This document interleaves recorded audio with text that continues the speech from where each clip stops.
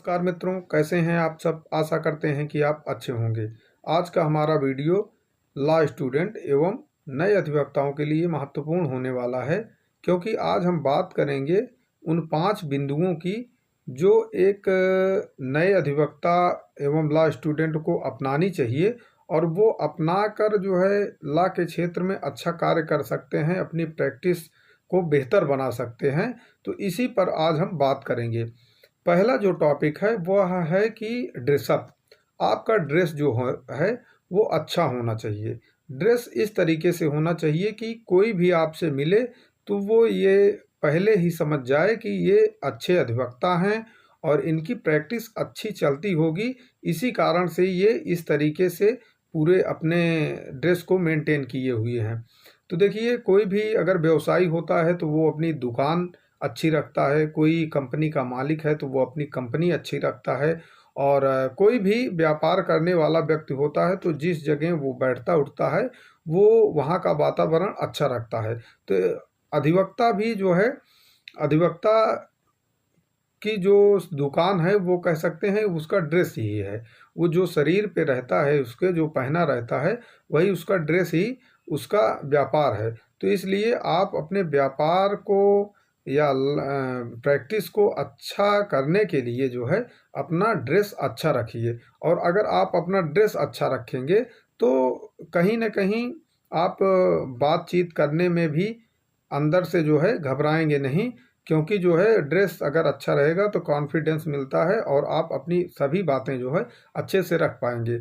और जो दूसरा टॉपिक है, इसमें दूसरा जो बिंदु है वो कोर्ट परिसर में सभी का सम्मान।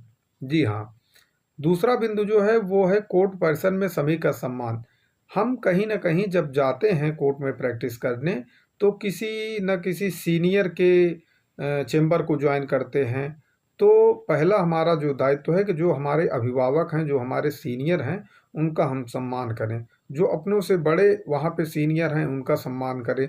जो हमसे पहले से प्रैक्टिस कर रहे हैं, भले ही वो हमसे उम्र में छोटे हों, लेकिन हमें उनका भी सम्मान करना चाहिए। न्यायिक अधिकारी जो हैं उनका सम्मान किया जाना चाहिए और हमको करना चाहिए। और जो भी नए अधिवक्ता हैं उनको ये भी ध्यान देना चाहिए कि जो भी कोर्ट में कर्मचारी हैं उनका भी सम्मान करें। क्योंकि जो है अगर आप उनका सम्मान करेंगे, उनको जो है सही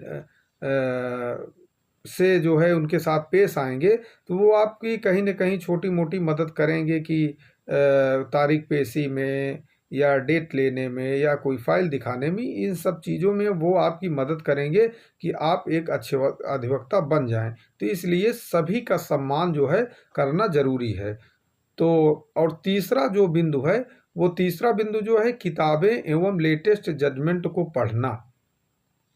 जो भी नए अधिवक्ता हैं या लॉ स्टूडेंट हैं, आगे चल के जो प्रैक्टिस करना चाहते हैं, उनको चाहिए कि जो लॉ की बुकें हैं उनको पढ़ाई के दौरान ही पूरी तरह से वो पढ़ लें, या तो प्रैक्टिस में आने के बाद भी वो उन किताबों को पढ़ते रहें। और जो लेटेस्ट जजमेंट होते हैं उनको भी वो कहीं न कहीं ध्यान देते रहें प्रतिदिन। अब तो ऐप भी आ गए हैं, गूगल भी है, उसके माध्यम से जो भी लेटेस्ट जजमेंट हों उनको पढ़ते रहें। अगर उनको पढ़ते रहेंगे तो वो अपडेट रहेंगे और कोर्ट परिसर में जब भी कोई बात आएगी तो वो लेटेस्ट जजमेंट बताएंगे, किताबों के माध्यम से लोगों को बताएंगे।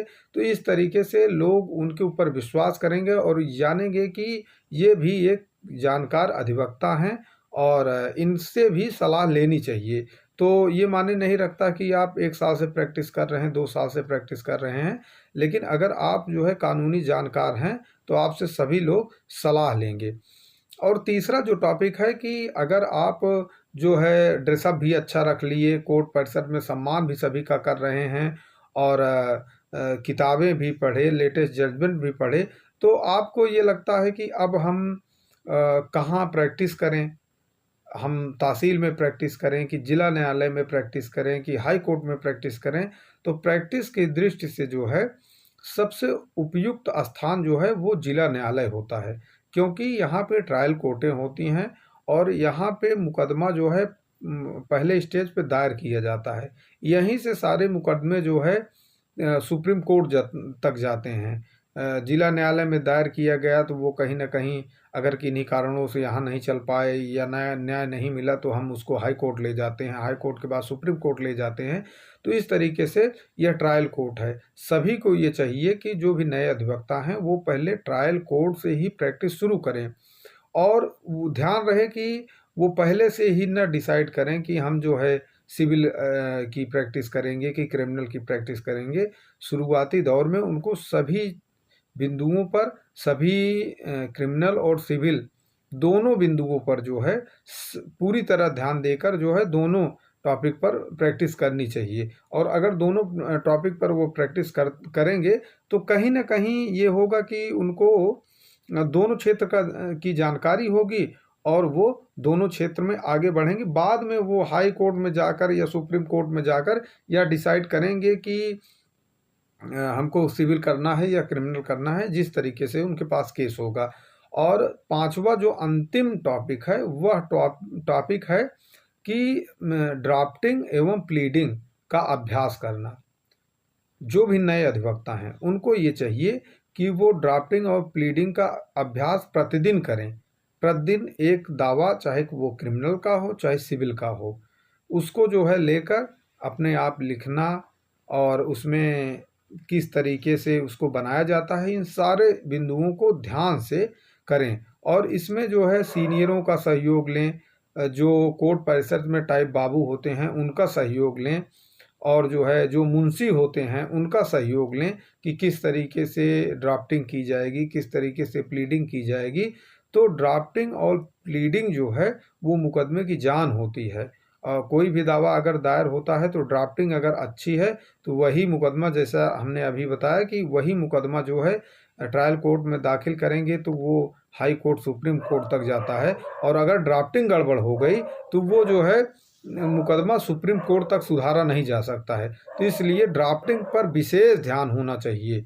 और इस तरीके से आप ड्रेसअप अच्छा रखें, कोर्ट परिसर में सभी का सम्मान करें, किताबें एवं लेटेस्ट जजमेंट पढ़ें, जिला न्यायालय से प्रैक्टिस शुरू करें और प्लीडिंग और ड्राफ्टिंग जो है अच्छी रखें। तो इन्हीं टॉपिक पर आज हम बात किए। और अगर ये टॉपिक आपको अच्छा लगा हो तो हमारे चैनल को लाइक, शेयर और सब्सक्राइब करें। धन्यवाद मित्रों।